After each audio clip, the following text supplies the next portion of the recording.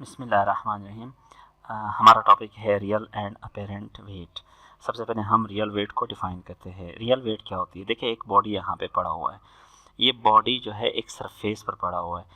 Gravity जो है उसे अपनी सेंटर की तरफ अट्रैक्ट कर रहा है।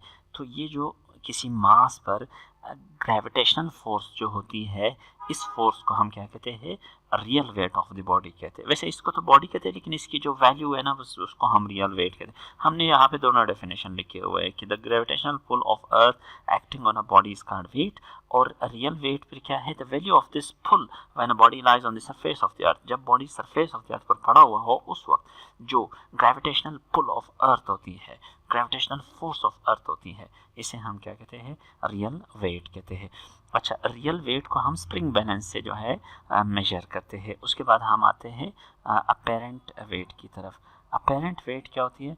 The normal reaction force which supports a body and prevents it from free fall is called apparent wait. मिसाल, हमारे पास अगर कोई बॉडी जो है किसी सरफेस पर पड़ा हुआ हो, यहाँ पे हम एक मिसाल यहाँ पे फिगर बनाते हैं। वैसे तो नीचे मिसालें हैं, वो भी हम पढ़ेंगे, लेकिन इस पॉइंट को समझने के लिए हम एक फिगर बना लेते हैं अपेरेंट वेट के नीचे यहाँ पे।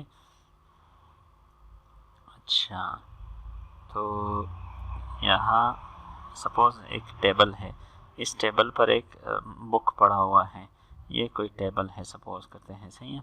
तो अच्छा, इस बुक पर दो फोर्स लग रहे हैं। एक तो इसकी वेट है और एक नॉर्मल रिएक्शन है। अच्छा, नॉर्मल रिएक्शन जो अपोजिट टू वेट होती है। अच्छा, क्या होता है कि अर्थ जो है उसको, अर्थ की जो ग्रेविटेशनल फोर्स है वो इस मास को अट्रैक्ट करना चाहती है towards the centre of the अर्थ, लेकिन जो सरफेस ऑफ द टेबल है वो उस पर ऊपर की तरफ फोर्स लगाता है वेट की ऑपोजिट में, और इस बॉडी को रोकना चाहता है from the centre of earth. अगर ये सरफेस ना होता तो ये चला जाता सरफेस ऑफ अर्थ की तरफ, और फिर अगर सरफेस ऑफ अर्थ भी ना होती तो ये चला जाता सेंटर ऑफ द अर्थ की तरफ। तो ये जो सपोर्टिंग फोर्स होती है किसी चीज़ को सेंटर ऑफ द अर्थ से रोकने के लिए, जो सपोर्टिंग फोर्स होती है, इसे हम क्या कहते हैं? अपेरेंट वेट कहते हैं। हम ज़मीन पर जो बैठे हुए हैं, हमें हम पर दो फोर्सेस लग रहे हैं। एक तो हमारी वेट है toward the centre of the अर्थ, और एक जो नॉर्मल रिएक्शन फोर्स है सरफेस ऑफ द अर्थ की जो हम पे लग रही है, जिसे हम एक्सपीरियंस भी करते हैं। इस फोर्स को हम क्या कहते हैं? अपेरेंट वेट कहते हैं। अगर ये अपेरेंट वेट या ये जो सपोर्टिंग फोर्स है, ये जो नॉर्मल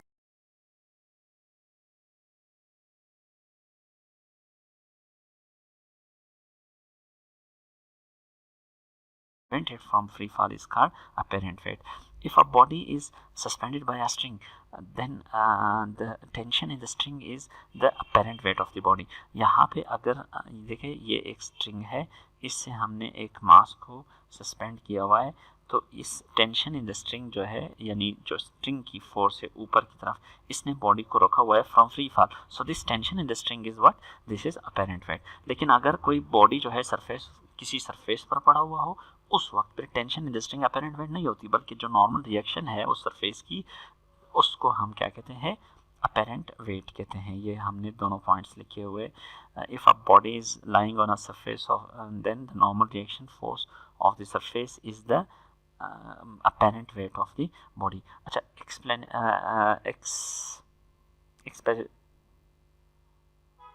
ये एक्सप्लेनेशन लिखा हुआ है, इसको हम थोड़ा सा करेक्ट करते हैं।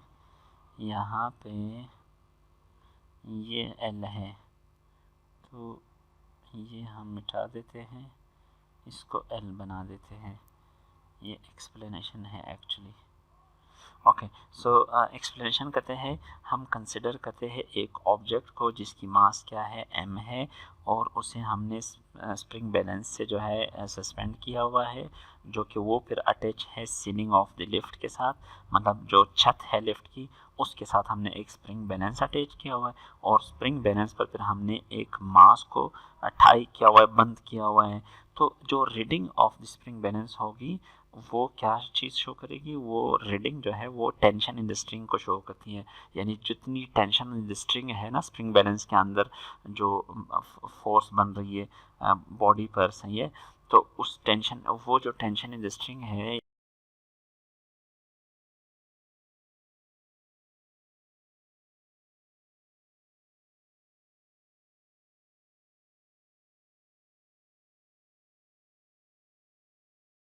tension in the string and is called the apparent weight of the object. Its value depends upon what? The acceleration of the lift.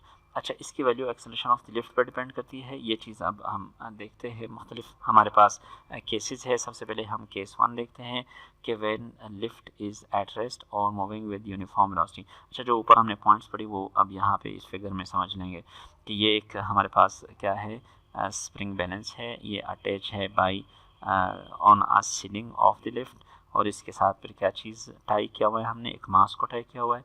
ये जो टेंशन है इस यहाँ पे जो स्ट्रिंग है इसकी जो टेंशन है ना, जितनी ये टेंशन होगी उतनी ही स्प्रिंग बैलेंस हमें एक वैल्यू बताएगी और यही जो है अपेरेंट वेट होगी इस मास की।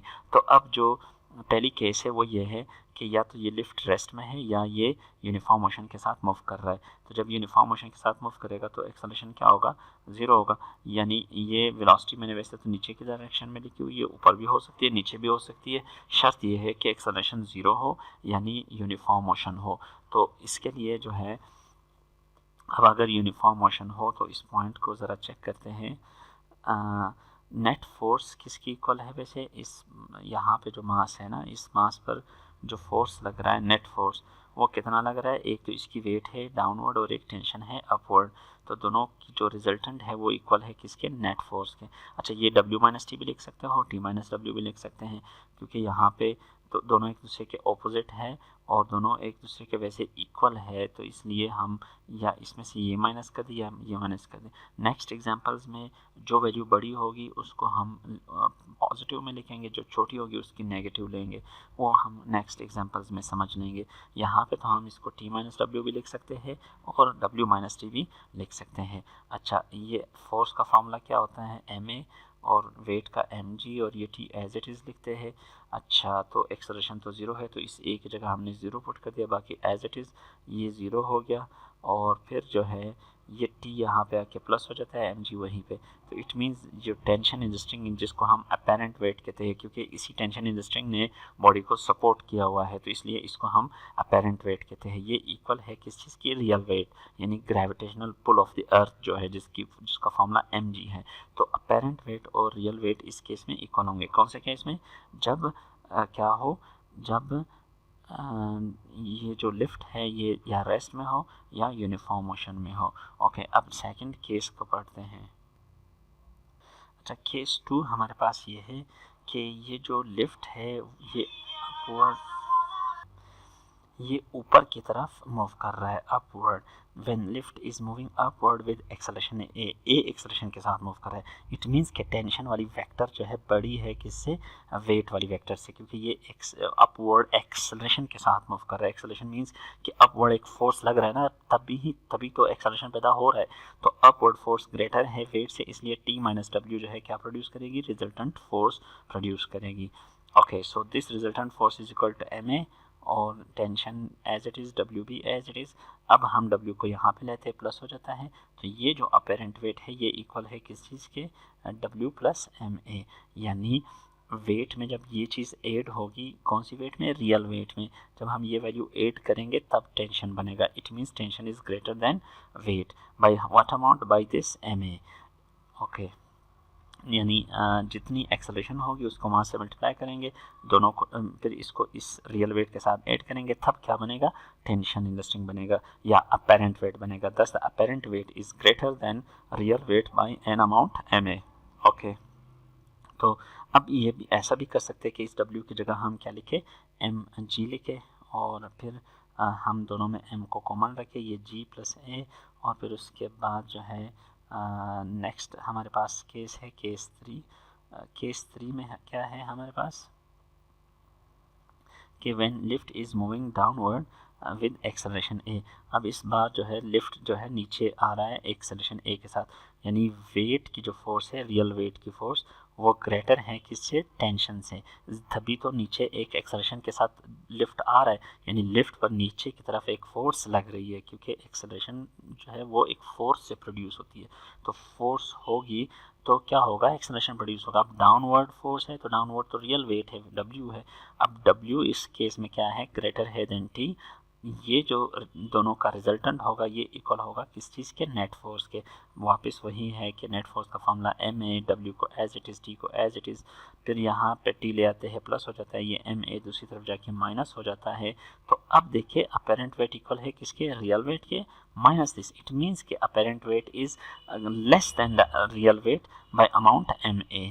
तो ये हमारे पास एक केस हुआ। इसमें हम ये कर सकते हैं कि इस W की जगह वापस mg लिख सकते हैं और फिर m को कॉमन लेंगे तो g माइनस ए। ये फॉर्मूला है किस चीज़ का, जब बॉडी जो है नीचे एक्सलेशन के साथ आ रही हो तो उसकी अपेरेंट वेट डिक्रीज हो जाती है।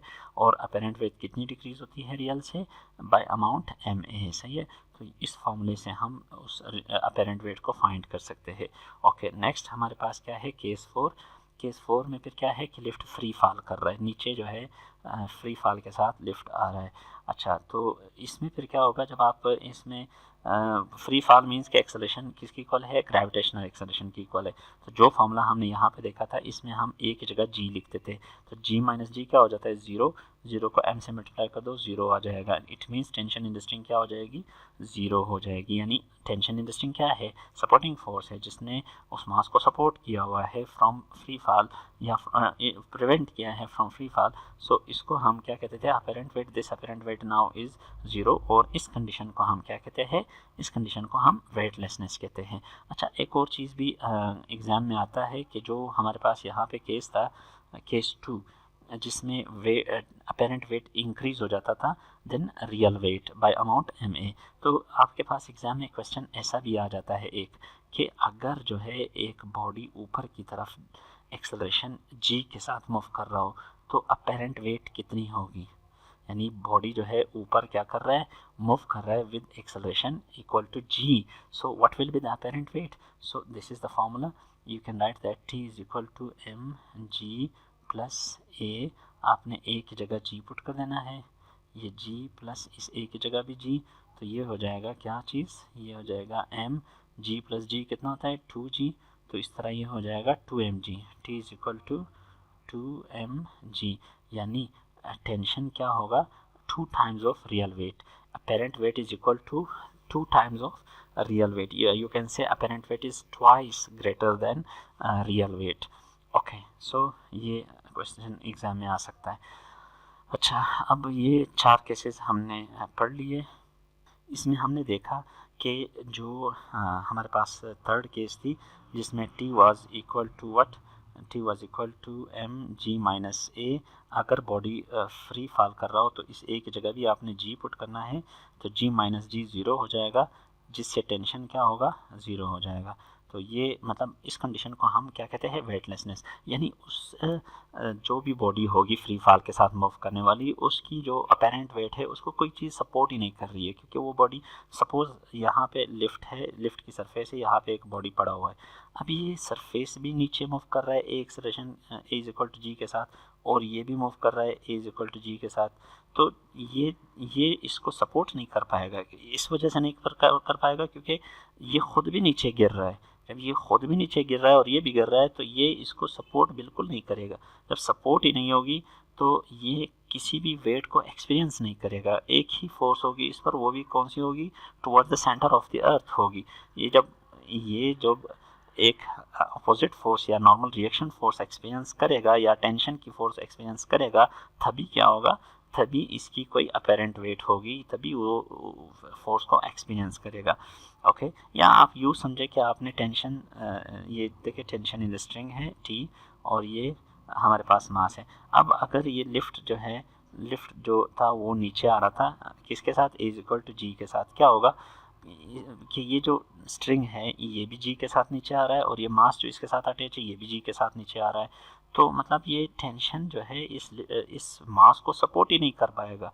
तो इस वजह से ऐसी ये मास किसी भी सपोर्टिंग फोर्स को एक्सपीरियंस नहीं करेगा। इसकी वेट जो है क्या होगी, ज़ीरो होगी। यहाँ पे स्प्रिंग बैलेंस में ज़ीरो मेजरमेंट हमें देखने को मिलेगी।